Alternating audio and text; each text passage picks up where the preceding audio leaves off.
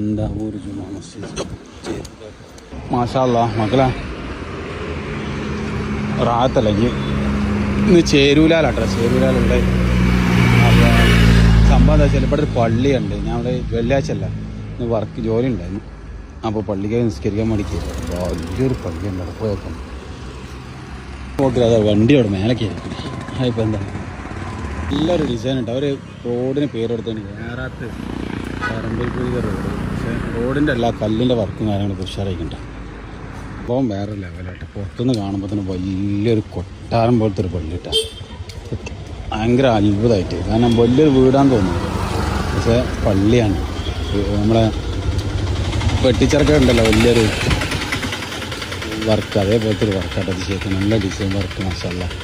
എന്തായാലും വർക്കത്ത് കിട്ടാൻ നൂറാമാർഷത്തിൻ്റെ ബോർഡൊക്കെ കിട്ടുന്നത് അതൊക്കെ സമ്മാനം കറാത്തായി കഴിഞ്ഞ് കവാടം കണ്ടില്ല എന്താ സെറ്റപ്പ് കവാടം.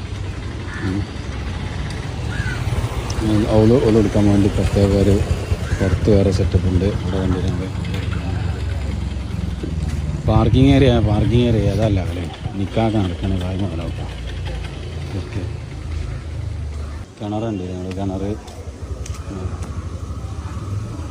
പള്ളിക്കിണർ ഈത്തപ്പഴമൊക്കെ വെച്ച് ഈത്തപ്പഴം കായ്ച്ചിട്ടുണ്ടെങ്കിൽ ചെറിയ ചെറിയ കണികളുണ്ട്.